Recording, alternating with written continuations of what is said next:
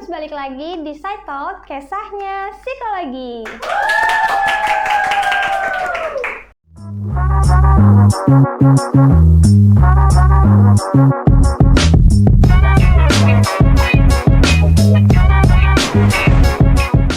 Oke, sebelumnya perkenalkan, nama aku Brelin Febrianti selaku MC hari ini.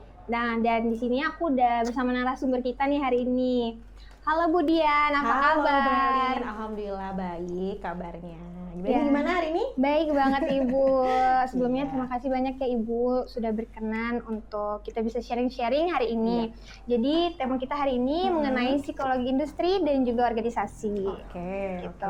Nah, jadi Bu Dian mau tanya nih, kesehariannya Bu Dian selain menjadi dosen, apa nih Bu Dian? Oke, terima kasih banyak Mbak Berlin ya. Jadi kalau saya sebetulnya sehari-hari kan mengajar ya di Psikologi FISIP Universitas Mula Warman. Nah, selain mengajar, saya juga ada membuat sebuah biro consulting ya di bidang psikologi. Nah, ini bareng sama teman-teman ya, teman-teman yang juga lulusan dari Universitas Islam Indonesia nih. Kami bertiga join bareng untuk bikin namanya DNR Psychology Consulting gitu. Jadi selain mengajar, saya juga sehari-hari beraktivitas sebagai praktisi. Praktisinya juga di bidang saya sendiri ya, di psikologi industri dan organisasi. Di situ biasanya melakukan seleksi, rekrutmen dan seleksi, wawancara kerja, psikotes ya. Itu. Selain itu apalagi ya? Mungkin ya pengabdian masyarakat pastinya, karena dosen itu kan selain mengajar juga melakukan pengabdian masyarakat ya, misalkan diundang jadi narasumber, memberikan pelatihan atau training, workshop seperti itu di beberapa instansi atau di perusahaan-perusahaan yang memang membutuhkan. Dan juga pastinya penelitian, karena dosen juga ada tuntutannya kita harus melakukan penelitian, research gitu ya. Penelitian dan pengabdian gitu. Betul ya Bu ya. Betul sekali. Oke, jadi dari beberapa kesibukan yang Ibu sebutkan tadi dan profesi yang Ibu geluti saat ini, apa sih Bu sebenarnya keterkaitannya nih dengan PIO sendiri, psikologi industri dan organisasi? Apa sih peran psikologi industri dan organisasi dalam dunia kerja? Oke, erat sekali ya pasti kaitannya. Dari namanya saja psikologi, industri, dan organisasi gitu ya. Kalau dikaitkan dengan dunia kerja jelas sangat erat kaitannya. Kenapa? Karena psikologi itu adalah salah satu cabang ilmu psikologi yang mana mempelajari terkait perilaku kerja manusia. Atau mungkin teman-teman kenalnya SDM ya, sumber daya manusia. Nah, tapi settingnya ini adalah setting industri atau organisasi. Oleh karena itu pasti sangat erat kaitannya dengan dunia kerja, dengan setting di tempat kerja. Kenapa ya tadi? Karena di PIO kita akan mempelajari sikap kerja manusia, kita mempelajari motivasi SDM ya di tempat kerja, kita juga mempelajari bagaimana cara mengembangkan organisasi gitu ya, bagaimana cara kita meningkatkan kesejahteraan SDM di tempat kerja ya, karena pastinya semua perusahaan pengen punya karyawan yang terbaik, yang sejahtera, agar apa? Agar mampu mencapai visi tujuan dari organisasi itu sendiri ya. Misalkan produktivitasnya meningkat, atau misalkan juga bisa meningkatkan profit atau laba gitu ya, atau juga organisasi gimana sih caranya biar efektif dan efisien nih operasionalnya. Nah, semua itu bisa kita capai kalau kita mengaplikasikan PIO di tempat kerja. Itu berarti memang ada keterkaitannya peran PIO itu ya Bu di dunia kerja. Oke. Ngomong-ngomong soal psikologi nih Bu. Iya. Nah, di psikologi Unmul sendiri kita kan punya beberapa peminatan. Betul. Nah, yang pertama tuh ada klinis, kemudian ada PIO sendiri, dan juga ada pendidikan. Nah, tapi di Unmul sendiri nih Bu, saya banyak mendengar dan fun fact-nya ada banyak sekali mostly mahasiswa itu cenderung ke PIO nih Bu peminatannya. Betul ya begitu ya. Banyak banget loh Bu. Setiap saya tanya kan peminatan kali ini mau kemana nih? Pasti jawabnya mostly PIO Bu. Daripada walaupun kadang bersaingan dengan klinis. Iya. Nah, sebenarnya nih Bu, apa sih yang dapat mahasiswa pelajarin dari PIO itu sendiri untuk mempersiapkan diri dalam berkarir? Pertama tadi ada statement ya, kayaknya mostly hampir gitu ya, mahasiswa psikologi itu banyak yang mengambil peminatan di bidang PIO. Tapi memang Ibu merasakan ya, dilihat dari jumlah bimbingan dan cukup banyak gitu ya. Dan biasanya kenapa banyak ke PIO? Mungkin ini ya, kalau observasi Ibu adalah yang pertama, di Kalimantan Timur itu kan banyak sekali perusahaan ya, atau banyak industri perusahaan yang mana membutuhkan banyak gitu ya SDM, atau juga peluangnya lebih tinggi gitu ya untuk lulusan psikologi ini dapat bekerja. Mungkin itu yang pertama, karena adanya peluang yang lebih tinggi, sehingga teman-teman mahasiswa ini melihat peluang itu dan mereka pengen banget gitu ya ketika lulus dari psikologi Unmul, aduh kayaknya nih keren nih kalau misalkan kerja di HR gitu, karena di sini tambang, sawit, perminyakan itu kan ada semua ya di sini ya. Jadi memang peluangnya lebih besar saya rasa. Terus yang kedua juga, selain adanya kebutuhan, kenapa teman-teman tertarik di PIO? Saya rasa mungkin karena ketika kita lulus dari psikologi Unmul kan yang pertama kita lakukan mungkin mencari kerja ya, bagi yang pengen kerja ya. Nah, biasanya ilmu-ilmu yang didapatkan waktu kuliah itu jadi langsung terpakai. Kenapa? Karena mereka mengikuti psikotes, mengikuti seleksi kerja, yang mana itu ada wawancara, ada psikotes, ada FGD. Nah, di peminatan PIO gitu ya, itu akan dipelajari semuanya. Jadi bisa dikatakan teman-teman psikologi Unmul yang peminatan PIO ini udah langsung tahu nih, relate gitu ya Bu ya. Banget. Udah Ternyata start. Betul. Ternyata ketika wawancara itu aku bakal apa sih yang ditanyakan, atau kompetensi apa sih yang diukur dari aku, sehingga jauh lebih bisa prepare kan. Nah, itu salah satu kelebihan belajar PIO, bahwa ilmu yang digunakan di bangku kuliah itu bisa langsung digunakan pada saat proses asesmen seleksi. Biasanya sih mereka jauh lebih mantep, lebih siap, karena paham, oh ternyata kalau di FGD itu saya harus seperti apa sih perilaku sikapnya yang harus ditampilkan. Nah, seperti itu ya. Walaupun memang ada beberapa perusahaan yang sudah paham kalau mau meng-hire mahasiswa psikologi itu tidak lagi menggunakan psikotes-psikoses yang mungkin sudah diketahui lah oleh mahasiswa ini. Jadi biasanya pakai beberapa tools lain yang bisa digunakan untuk meng-hire mahasiswa psikologi. Tapi nggak bisa dipungkiri ada banyak aspek lainnya yang sangat relate dan bisa digunakan oleh lulusan psikologi, khususnya di bidang peminatan PIO gitu. Benar sekali Bu, saya rasakan juga itu Bu. Nah, ngomong-ngomong tadi udah mention HR nih Bu. Nah, itu kan menjadi apa ya, istilahnya menjadi dream jobnya mahasiswa dengan peminatan PIO. Nah, sebenarnya nih Bu, mahasiswa psikologi dengan penjurusan atau peminatan PIO itu bisa jadi apa aja sih Bu selain HR? Nah, ini bagus banget nih. Karena mungkin selama ini mahasiswa psikologi itu selalu berpikir bahwa cuma bisa jadi HR ya. Padahal enggak loh gitu ya. Tapi memang kita akan bedakan nih Mbak ya, antara lulusan S1 dengan S2 itu memang ada semacam perbedaan ya, atau ada semacam kode etik yang mengatur terkait kewenangan ya.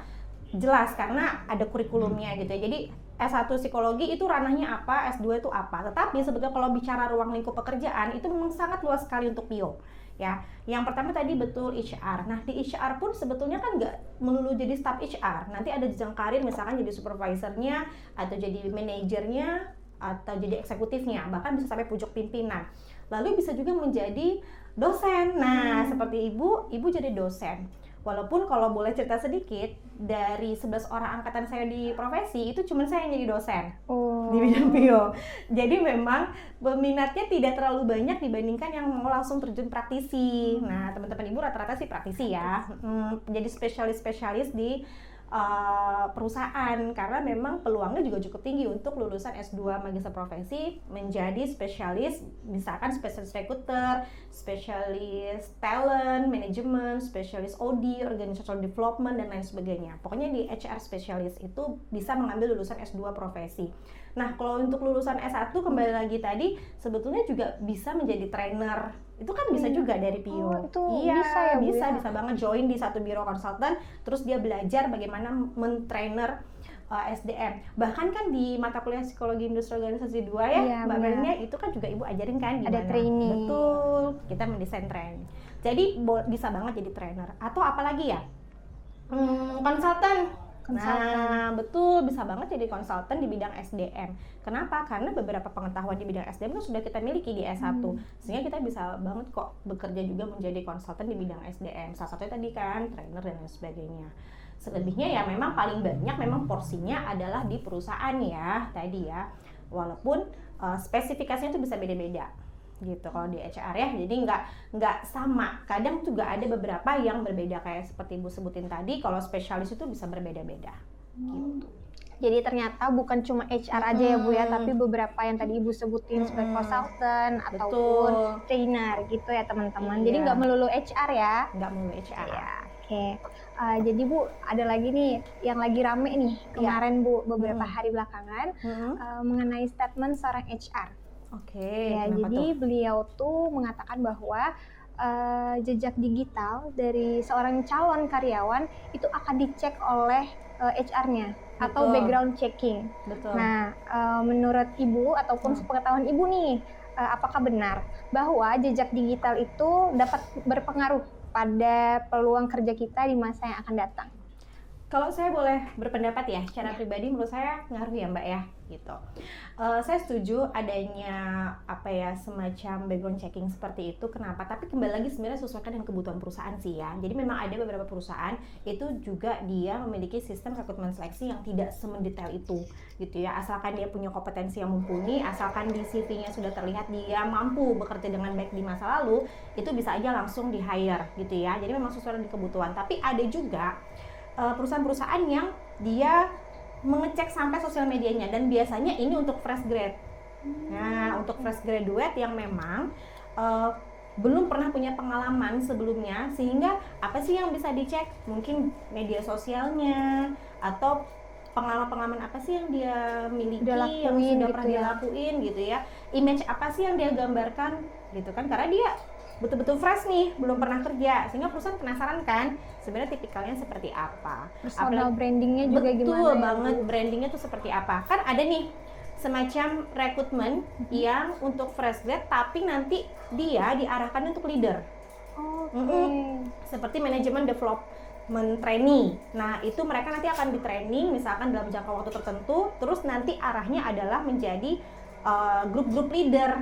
Nah, tentunya kan perusahaan pengen dapat input, dapat calon karyawan itu yang paling terbaik lah dari banyaknya pelamar. Sehingga butuh banget tuh di cross check jejak digitalnya kan, untuk mengetahui apa sih branding yang dia lakukan selama dia kuliah gitu kan. Bisa dilihat mungkin dari Instagramnya, dari Facebooknya, atau dari LinkedIn-nya gitu kan. Pengalaman dia kan juga mungkin banyak gitu. Jadi memang dari jejak digital tuh kita bisa lihat plus minus juga sih ya, mungkin malah terlihat sangat bagus atau malah sebaliknya. Betul, ya Bu gitu. Jadi memang harus lebih berhati-hati, khususnya bagi mahasiswa yang suka bersosial media ya.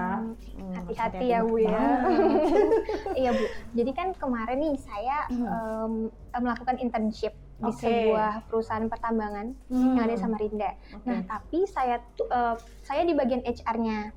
Nah, jadi saya screening CV. Jadi dari ratusan CV yang saya lihat itu kan Bu, ternyata HR-nya itu tidak melihat gitu Bu. Tidak melihat, misalnya kan kalau kita yang dipelajarin di kuliah nih Bu, kan CV itu harus ATS friendly, kemudian juga strukturnya bagaimana. Tapi di perusahaan pertambangan yang saya melakukan internship itu tidak dilihat Bu. Jadi yang di highlight itu hanya pendidikan dan juga pengalamannya. Itu perbedaannya itu gimana Bu? Ya, memang ada terjadi perbedaan ya, gitu betul, ya Bu? Betul. Jadi tadi seperti Ibu sampaikan. Jadi kembali lagi ke kebutuhan perusahaan. Perusahaan pasti punya alasan kok Mbak, kenapa dia hanya meng-highlight misalkan nih di pendidikan saja sama pengalaman. Berarti memang ketika nanti bekerja, orang-orang ini akan sangat dilihat kemampuan kompetensinya untuk mengerjakan satu job desk tertentu gitu ya. Dan juga pendidikan. Misalkan nih dia memang pendidikannya sesuai dengan kualifikasi gitu ya. Nah, contohnya aja gini deh, kalau di sawit itu kan ada namanya helper yang memang khusus bekerja di lapangannya ya. Jadi mereka yang tugasnya itu mengelola kebun sawit. Nah, di situ kualifikasinya adalah SMA saja cukup. Iya benar. Iya, jadi tidak perlu kita capek-capek gitu ya cari yang S1 atau seperti apa. SMA saja cukup untuk bekerja seperti itu gitu ya, dengan job desk seperti itu. Lulusan pendidikan SMA cukup. Lalu misalkan dia belum pernah nih pengalaman, mungkin tidak pernah, tapi misalkan dia punya motivasi yang ketika dari psikotes dia punya motivasi untuk belajar. Nah, bisa jadi perusahaan akan mempertimbangkan walaupun dia no skill sama sekali, kita bisa bilang nggak ada skill sama sekali, tapi dia punya motivasi yang kuat, dia punya etika kerja yang bagus juga, sehingga nanti bisa di-hire untuk di training gitu. Jadi memang kita banyak cara ya untuk screening CV ya. Jadi memang disesuaikan dengan kebutuhan. Tapi ada juga kok perusahaan yang sangat-sangat meng-highlight misalkan lulusan dari mana. ya kan, kampusnya itu punya akreditasi berapa. Wah, detail banget gitu ya Bu ya. Sampai mungkin sudah tersistem. Jadi misalkan kampus-kampus dengan akreditasi A itu sudah langsung masuk duluan dan setelahnya baru B dan seterusnya. Itu juga ada perusahaan-perusahaan yang memang sudah sangat detail dan ketat untuk menseleksi CV-CV yang ada. Tapi ada juga mungkin hanya melihat dari beberapa aspek tadi kan, iya, misalkan dari pengalaman. Dan biasanya juga tergantung dengan pengen cepet gitu ya. Jadi ada perusahaan yang butuh cepat segera sehingga melihat profil itu, oh dia udah mumpuni nih, dia sudah punya sertifikat ini gitu ya.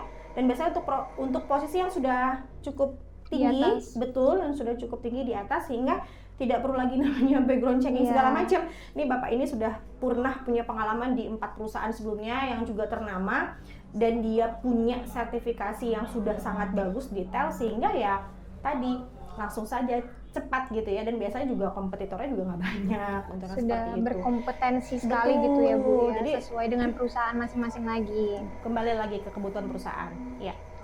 Nah, ngomong-ngomong soal internship saya kemarin nih Bu. Iya.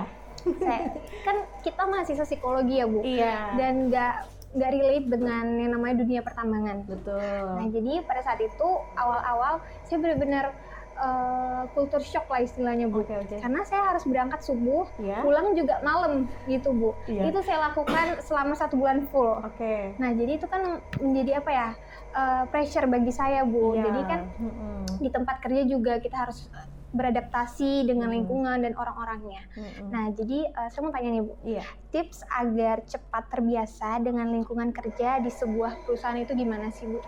Ini juga menarik sih pertanyaannya, karena saya paham ya Mbak ya, apalagi generasi saat ini kan kita tahu sendiri ada istilah apa tuh, strawberry generation gitu kan, iya, dimana katanya generasi yang mudah rapuh gitu ya, yang menye-menye gitu ya, yang kalau masuk dunia kerja nggak cocok sedikit dia memutuskan untuk keluar karena ngerasa itu bukan zona nyamanku kan gitu.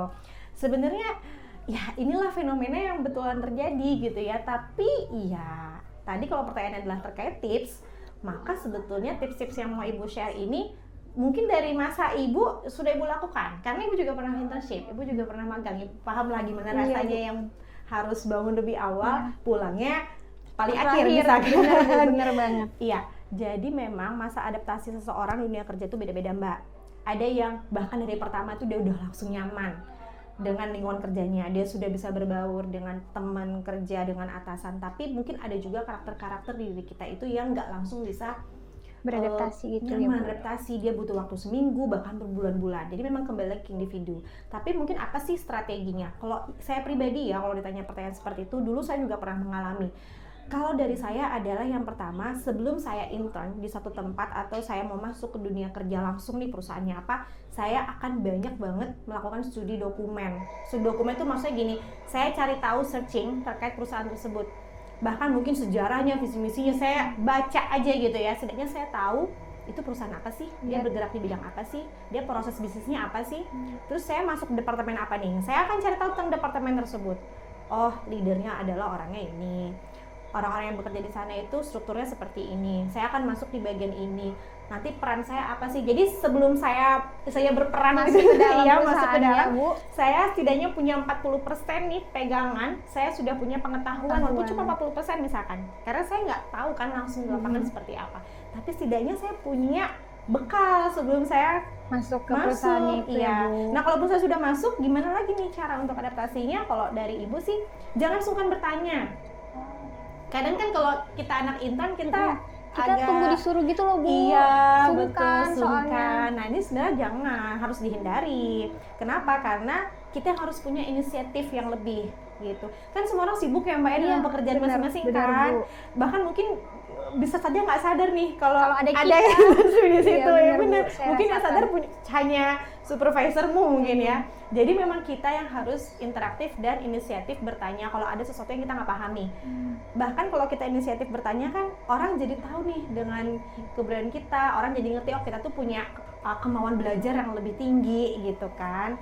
Jadi ya tetap punya etika yang sopan gitu ya, kita ikutin budayanya seperti apa, itu juga salah satu tipsnya. Jangan sampai kita berbeda sendiri nih, kita udah tahu mereka punya budaya tidak tertulis ya, misalkan nih setiap pagi, karena dulu saya pernah Mbak internship, itu kalau setiap pagi masuk, kita harus nyapa nyapa semua orang yang di ruangan. Di kantor itu. Betul. Kebetulan kan kantornya tuh open space begitu. Jadi kalau kita masuk ke dalam kantor itu, kita harus betul-betul budaya tidak tertulisnya adalah menyapa. Misalkan good morning everybody gitu, atau selamat pagi gitu ya. Sapa yang paling depan dulu misalkan. Gitu. Nggak harus satu-satu didatangin, tapi ketika masuk pintu itu kita udah langsung nyapa tuh di situ. Karena kan teman-teman yang lain, halo, gimana kabarnya? Itu budaya. Kalau saya bilang itu budaya tidak tertulis yang ternyata tiap hari mereka lakukan untuk ngebentuk energi positif dalam diri kita, bahwa kita memulai hari ini dengan energi semangat, betul. Jadi kita harus adaptasi juga. Anak intern apakah harus melakukan seperti itu? Iya, kita lakukan. Yang lain melakukan, kita juga lakukan. Kita menghargai budaya mereka, berarti kita juga ada kemauan untuk mengikuti pola-pola yang sudah mereka buat seperti itu. Gitu ya Bu ya. Iya. Saya juga ada budayanya tuh Bu waktu internship kemarin. Apa tuh? Setiap hari Selasa kita tuh intern ikut safety talk. Safety talk, oke. Itu setiap Selasa pagi tuh Bu. Selasa pagi ya. Jadi memang kebagian bicara nggak waktu safety talk? Kebagian Bu. Ini saya deg-degannya ya ampun. Tapi itu pengalaman yang luar biasa kan? Iya benar sih Bu, benar. Karena Ibu jadi terflashback juga waktu Ibu jadi intern dulu, ya sama kebagian berbicara pada saat safety talk juga, tapi itu pasti nggak akan terlupakan deh. Benar. Iya kan Mbak? Menjadi pengalaman yang luar biasa banget. Iya. Oke, jadi ngomong-ngomong tentang dunia kerja nih Bu. Iya. Apa aja sih yang seharusnya mahasiswa lakukan, baik mahasiswa baru ataupun yang middle nih Bu, ataupun yang mau fresh graduate ini, untuk setelah lulus untuk mempersiapkan diri memasuki dunia karir. Oke. Kalau ada pertanyaan seperti ini, pertanyaan itu kan sering banget ya Mbak yang ditanyakan. Iya, persiapan. Kadang juga ngisi pembicara itu juga pertanyaannya materinya terkait career preparation. Sebetulnya memang persiapannya itu banyak ya, gitu. Pasti banyak, iya. Cuman ada kalanya mahasiswa ini cenderung lebih banyak memikirkan daripada doing-nya. Daripada actionnya ya. Daripada actionnya, jadi lebih banyak thinking. Itu mungkin yang membuat mahasiswa itu jadi lengah. Akhirnya waktu terus berjalan karena terlalu banyak memikirkan. Padahal secara logika aja Mbak ya, kalau kita terlalu banyak memikirkan tanpa kita doing action, kita kehabisan waktu ya Bu. Kehabisan waktu. Padahal waktu terus berjalan. Jadi kalau ditanya apa persiapannya, ya udah persiapan dilakukan dari hari ini juga ketika kita sadar bahwa kita nggak boleh lengah, nggak boleh diam, kita harus banyak melakukan sesuatu yang memang mensupport diri kita, kompetensi kita. Misalkan nih, perbanyak ikut komunitas yang memang mensupport kita untuk meningkatkan kompetensi kita. Kalau memang ada komunitas tertentu di bidang yang kita pengenin, ya udah join aja. Nggak usah banyak-banyak, 1-2 komunitas aja bisa kita masuk gitu ya, aktif di situ. Karena pasti biasanya banyak diskusi dan lain sebagainya. Lalu ikut seminar, ikut workshop.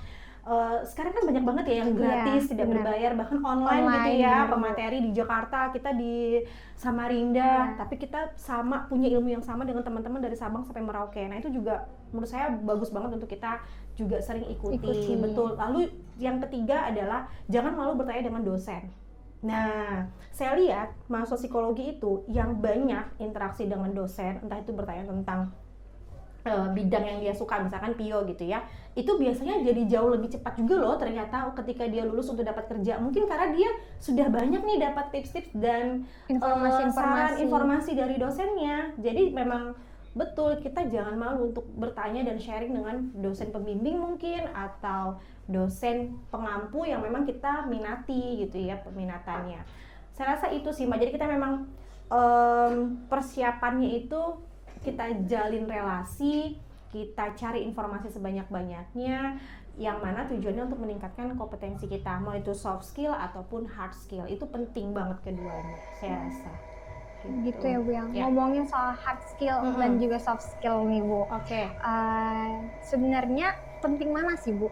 Atau harus bestie banget nih, dua-duanya nggak bisa lepas nih Bu? Atau boleh kecenderungan salah satu yang di highlight gitu Bu?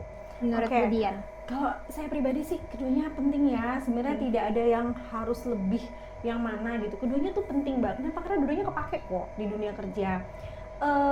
Hard skill itu adalah sesuatu yang bisa kita pelajari misalkan lewat training, workshop gitu ya, karena itu kemampuan dimana kita secara teknis ya. Contoh kalau di psikologi S1 hard skill-nya adalah melakukan tester ya atau melakukan wawancara itu kan hard skill kita ya, atau kemampuan kompetensi yang kita bisa lakukan, yang mana itu bentuknya kita langsung action begitu kan, itu hard skill kita sebagai satu psikologi. Nah kalau soft skillnya banyak banget pastinya ya. Kalau kita buka laman World Economic Forum itu kita bisa lihat beberapa kompetensi soft skill yang itu diprediksi akan tetap digunakan sampai tahun 2025. Yang mana salah satunya misalkan analytical thinking, kemampuan kita menganalisa masalah, kemampuan problem solving, lalu juga creative thinking.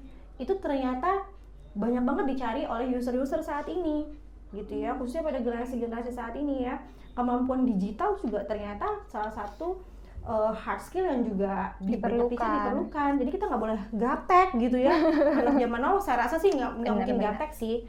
Tapi ya tetap tadi soft skillnya juga harus kita asah. Kenapa? Karena banyak juga nih keluhan dari user, dari perusahaan-perusahaan yang mengatakan bahwa banyak generasi saat ini yang hard skillnya bagus, tapi sangat disayangkan, betul, soft skillnya malah ternyata tidak mensupport hard skillnya. Contoh ketika kita berkomunikasi dengan yang lebih tua, dengan atasan gitu kan, atau ketika kita dapat suatu masalah, kenapa kok tiba-tiba cepat banget untuk down, manajemen emosinya nggak bagus. Padahal itu kan kalau psikologi kita belajar ya, manajemen emosi. Nah itu kan salah satunya adalah juga soft skill di situ, manajemen emosi, terus habis itu inisiatif, proaktif, lalu apalagi ya, kecepatan kita bekerja, kesulitan kita bekerja, daya tahan kita, itu kan juga masuk ke dalam beberapa soft skill yang harus kita miliki begitu. Jadi memang banyak sih sebetulnya PR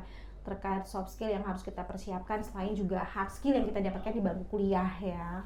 Gitu. Jadi memang dua-duanya tuh nggak bisa lepas ya Bu, supaya balance. Betul sekali, dan itu dua-duanya pasti terpakai dunia kerja.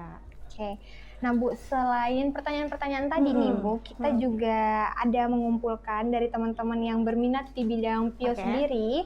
Di Instagram nih Bu, kita ada buka question box, ya kan? Nah di sini saya udah pegang beberapa pertanyaan nih Bu. Mungkin boleh saya bacakan? Boleh. Untuk pertanyaan yang pertama, isi CV yang menarik buat HRD atau perusahaan itu apakah harus banyak ikut organisasi atau lomba nih Bu?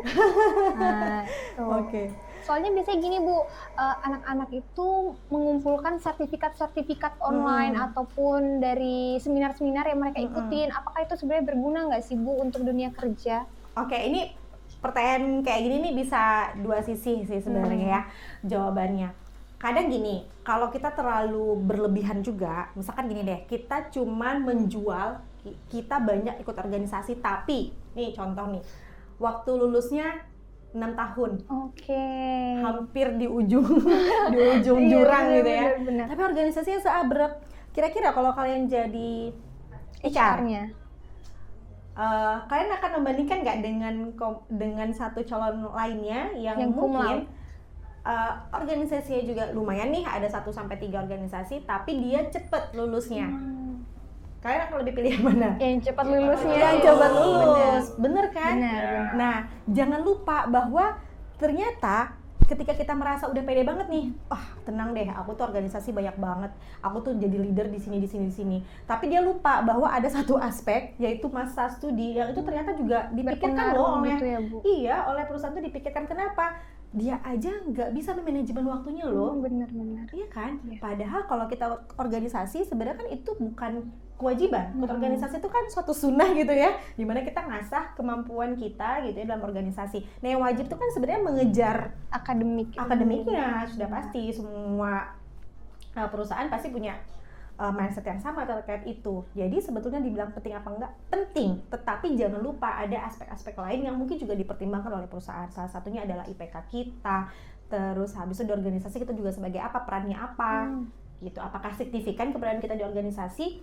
Lalu kalau lombanya tidak sama sekali terkait dengan pekerjaan kita, juga sebenarnya tidak terlalu signifikan kok dituangkan di CV. Contoh nih, lomba baca puisi gitu ya. Padahal kita tidak relevan. Ya lebih baik tidak usah dituangkan, kecuali memang ketika ada wawancara ditanya hobi nih. Makanya kan kalau kalian lihat CV apakah hobi dituangkan? Enggak.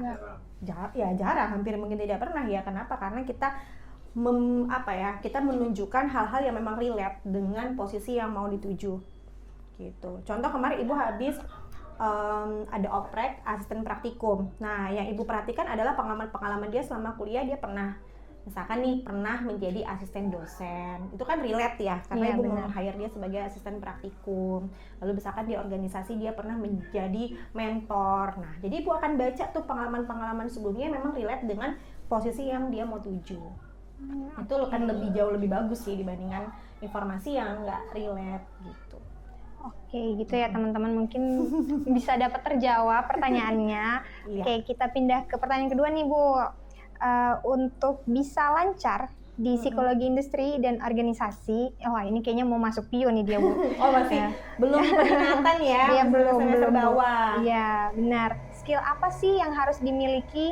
Berhitungkah, kerjasamakah, atau ada yang lain nih Bu? Oke. Gue bingung ya menjawabnya. Mungkin jawabannya adalah masuk aja dulu. Biar tahu gitu ya Bu. Benar, masuk aja dulu. Lihat aja dulu PIO itu seperti apa. Mencoba melihat secara langsung. Karena kalau Ibu muluk-muluk nih, Ibu ngobrol-ngobrol, oh PIO itu gini, takutnya nggak sesuai ekspektasi. Iya, benar. Dan jelas di PIO itu kelasnya seru sih, ya, karena ada beberapa mata kuliah, kayak mata kuliah sistem rekrutmen seleksi, itu ada pelatihan khusus kita praktek role play untuk melakukan assessment kerja. Jadi assessment terhadap karyawan gitu ya, yang mana kita latihan wawancara, latihan bagaimana sih ketika forum group discussion, leaders group discussion itu seperti apa. Kita juga latihan melakukan observasi, kita latihan membuat evidence ya, yang membuktikan bahwa kompetensinya tuh sekian tuh sampai di situ tuh dilatih. Berarti settingnya udah memang setting kerja gitu ya Bu? Betul, jadi mereka berlatih nanti mewawancarai, misalkan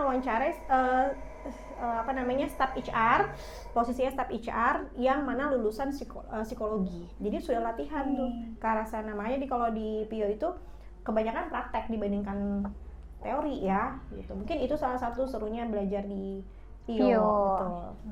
Jadi masuk aja dulu ya Bu ya. Masuk aja dulu. Biar tahu gimana. Iya, okay. Betul. Nah next, wah ini kayaknya emang PIO banget nih. Udah dream jobnya nih Bu kayaknya nih Bu. Sebenarnya jenis HR di tiap perusahaan itu ditentukan dari aspek apa sih Bu? Soalnya ada yang beda, apakah ada yang beda sistem? Gitu pertanyaannya. Sebenarnya Bu nggak terlalu paham pertanyaannya, tapi mungkin pertanyaannya ini terkait kalau dia sudah di HR itu kok beda-beda ya job desk-nya atau pekerjaannya, apa sistem yang mengatur itu juga berbeda. Nah teman-teman, di HR itu memang ada yang disebut dengan HR generalis, ada HR spesialis. Jadi kalau misalkan kalian besok lulus terus kalian ditempatkan di HR generalis, itu biasanya memang kompleksitas pekerjaannya lebih beragam.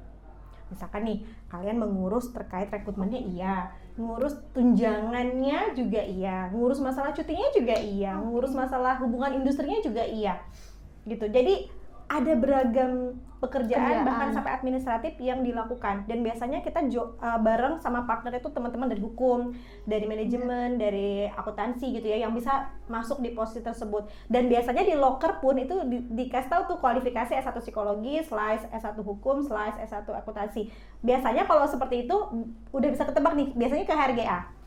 Gitu. Iya betul, karena kalaupun mereka nggak punya kemampuan pemahaman yang mumpuni, misalkan di bagian akuntansi, nanti juga mungkin ada pelatihannya gitu ya, atau diajarin nih sama seniornya. Jadi memang posisinya di HRGA. Tapi ada lagi satu nih, namanya HR spesialis. Nah kalau yang spesialis, namanya aja spesialis ya, sama kayak dokter kan ada dokter spesialis bedah, spesialis anak. Berarti memang skupnya itu hanya satu. Dan spesialis memang cuma di bidang itu. Nah, beberapa perusahaan yang bonafit, yang perusahaan yang besar itu biasanya sudah memiliki HR spesialis. Kenapa ya? Karena banyak yang diurus gitu ya. Jadi dia butuh spesialis untuk bisa mengerjakan. Contoh, ada salah satu perusahaan besar di Kalimantan Timur ini, dia punya beragam HR spesialis. Ada HR spesialis recruitment and selection, ada HR spesialis talent management, ada HR spesialis organizational development OD. Ya, ada mata kuliah juga di psikologi Unmul. Nah, jadi sesuai lagi sebenarnya dengan kebutuhan perusahaan. Ada perusahaan yang cukup HRG aja udah jalan, udah running kok. Iya, benar. Secara operasional udah running. Tapi ada perusahaan yang butuh banget spesialis untuk bisa menjalankan sistem SDM di perusahaannya. Pastinya perusahaannya tidak mungkin perusahaan yang kecil ya. Iya. Mungkin punya karyawan lebih dari 10.000 misalkan. Jadi OD-nya sendiri dipikirkan, rekrutmen seleksi juga ada sendiri timnya. manajemen talentnya, terkait pengembangan karirnya juga ada sendiri yang memikirkan gitu ya. Jadi memang HR itu tadi skupnya banyak. Jadi kalau tadi pertanyaannya ada sistem yang mengatur, ya jelas ada sebetulnya. Kembali kepada kebutuhan Perusahaan. eksekutif itu maunya seperti apa sih HR ini dijalankan, mau yang tadi satu paket gitu ya, semua dikerjakan gitu ya. Dan itu juga nggak buruk kok sebetulnya, malah teman-teman psikologi tuh bisa banyak banget belajar sama teman-teman dari hukum terkait undang-undang tenaga kerjaan gitu ya, yang mungkin nggak dipelajari kan selama kuliah, tapi nanti ketika di lapangan mau nggak mau jadi belajar itu, mau nggak mau juga jadi belajar gimana sih ngurus BPJS misalkan kan. Bener Bu, Ya kan? bener. Nah kebanyakan teman-teman tuh shock juga di situ. Padahal Bu Dian nggak pernah nih ngajarin gitu ya. Iya, padahal HR kok ngurus BPJS Bu. Iya, saya rasain itu waktu intern Bu. Oh gitu ya. Iya, semuanya diurus oleh satu HR. Nah itu berarti HR generalis. Iya, benar. Betul. Nah, semuanya. Kalau cita-cita nih dari dream jobnya mau satu scoop aja, saran Ibu, ya ambil S2. Ambil S2, magister profesi, jadi yang dapat titelnya psikolog, nanti bisa melamar di perusahaan-perusahaan yang memang dia lokernya itu langsung spesialis. Iya, talent management, special recruitment section. Jadi sudah ngerti. Oh, oke, aku selama sepanjang karirku ini aku akan bakalan di sini kerjakan gitu. itu. Iya. Gitu. Dulu juga Ibu intern kan di spesialis juga. Ya karena profesi kan. Profesi, iya. ya, Bu. Jadi internnya langsung ke spesialisnya, bukan yang HRGA. Kalau saya kemarin pengalaman di HRGA Bu, banyak sekali Bu, itu mulai dari karyawannya, gajinya, kemudian juga cuti-cutinya, semuanya Bu. Semuanya. Jadi itu memang HRGA yang di situ, HR General Affair-nya di situ. Karena memang perusahaannya itu baru kan Bu, jadi mungkin masih merintis, jadi tunggu. Yang tadi Ibu bilang kan kalau misalnya tergantung lagi sama karyawan-karyawannya udah berapa gitu sesuai kebutuhan gitu kan Bu. Dilihat lagi dengan kebutuhannya. Mungkin apakah ada lagi nih yang mau bertanya? Ayo. Udah semangat banget. Oke, boleh nih yang Ibu, saya bertanya, nama saya Aulia. Jadi saya sekarang di semester 3 psikologi. Saya jujur insya Allah akan ke peminatan saya, insya Allah PIO. Alhamdulillah. Pertanyaan saya tuh ini, saya penasaran banget.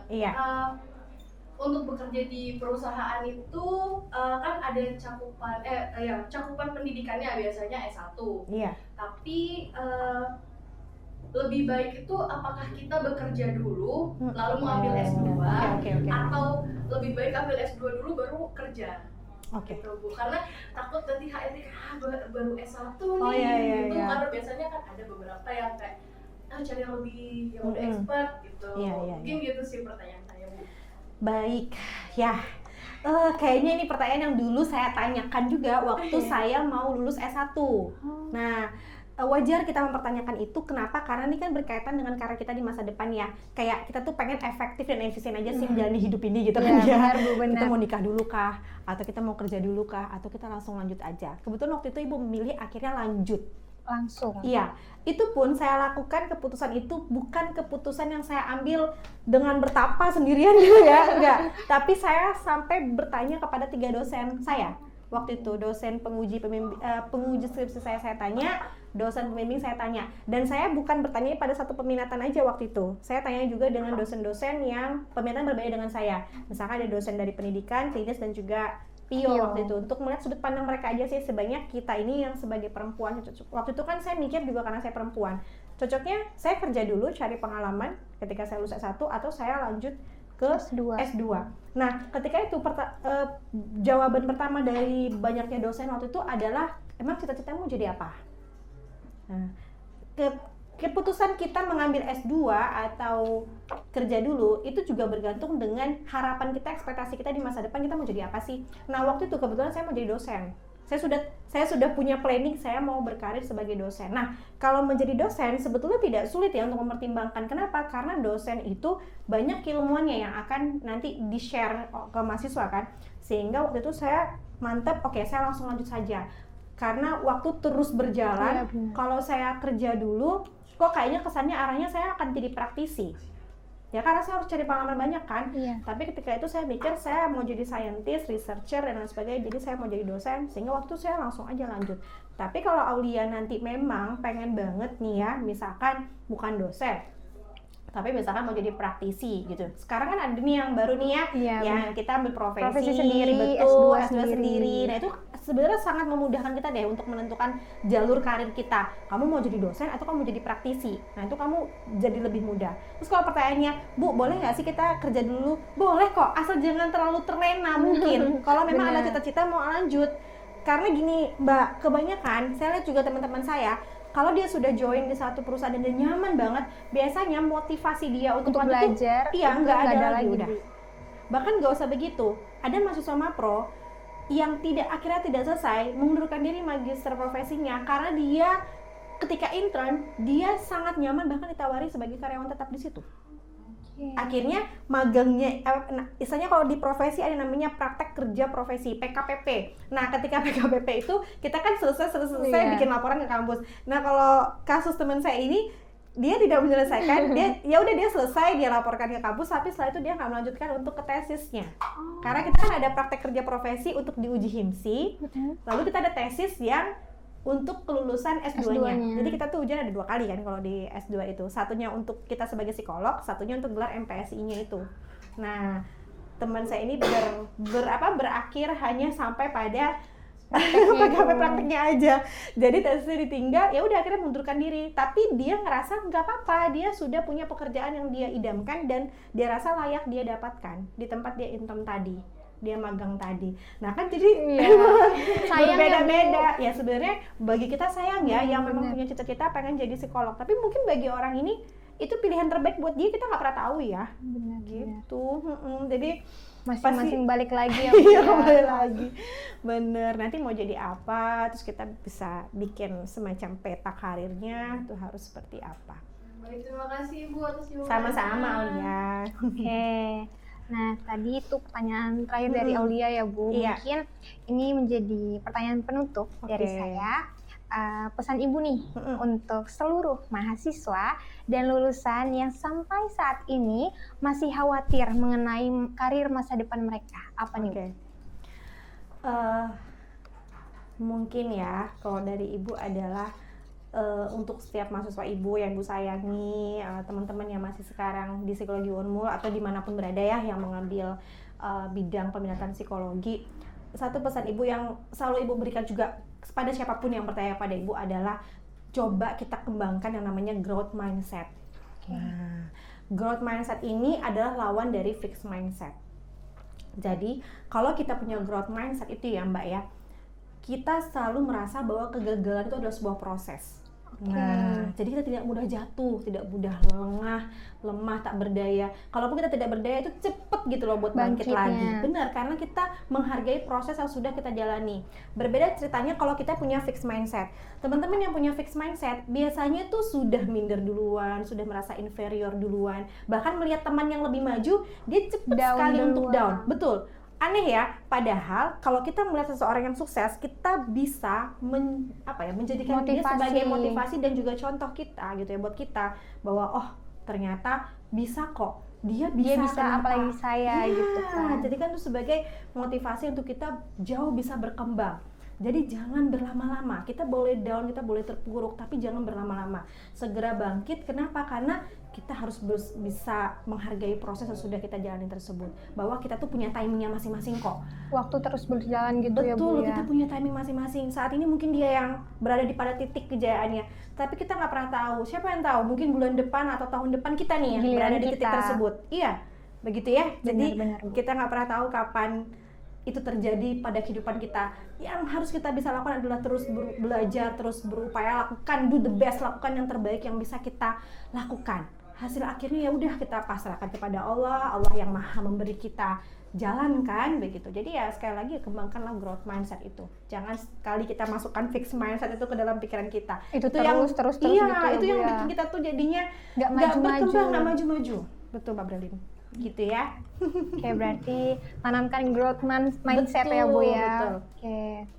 Mungkin itu aja pertanyaan dan sharing-sharing kita hari ini ya Bu. Terima kasih sekali Bu Dia. Sama-sama. Karena udah berkenan ya kan Bu, sharing-sharing tentang ilmunya, kemudian juga pengalaman dan cerita-cerita Bu Dia. Mungkin sekian dari saya ya Bu ya. Terima kasih banyak Bu Dia. Sama-sama, saya juga makasih buat Himapsi Unmul ya. Iya. Semoga terus berjaya. Oke. Ibu Dian juga. Iya. Oke, mungkin teman-teman sekian sharing-sharing kita hari ini mengenai psikologi industri dan organisasi. Saya, Brelin Febrianti, pamit undur diri. Terima kasih, thank you for watching, and see you Psychopath!